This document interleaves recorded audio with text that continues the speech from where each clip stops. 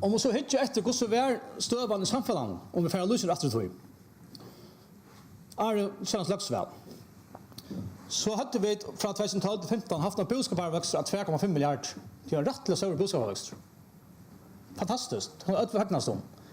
Men det som samgångsflocken var det väl på, det var att detta rödjutören kommer ut i samhället. Så satt det snöval atter. Ära vänner hade inte stor överskott. Landskassen är hall och så framvägs. Det som vi så gör det var att alla vinnam talar sin demar. Hon talar 130 miljoner tökagjalde. Jag minns väl vad sagt här inne ta att hon får aknaran. Allt visst för stäcka upp. Och kör hejon att överskott som tottar i halv är miljard. Här var någon galt 130 miljoner i tökagjald. Och på showen där sin demar. Här var ansån läsning med det. Vad är det så just? Det är just det att pengarna kommer upp för samhället. Tjänstevinnan, handelsvinnan, budgetvinnan, har ångat det havsika urstelser här i löd. Så såg jag det årsrockskapen, vi såg det vinningspolitiska skatten till landet, vi såg det parstavlaskatten till landet. Och landskassan finns ju störst överskott. Detta är Elios är ovanför öjna miljard i överskott det första 3 åren till samgång.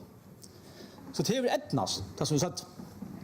Här och fram till finns ju jaunare samfälla, just och Jens och Rena var uppe så ena gamla. Så tycker jag tölne för Haxson som är ute i sommar, det är för att 2016.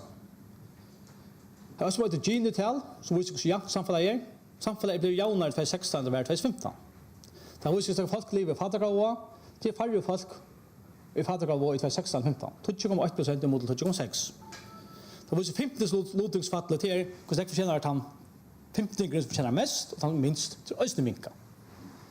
Öll tölene pekar rätt av vägen. Och det är 2016. Det händer samgången sitter i 8 år. Så är han tar att hacka badna för rått.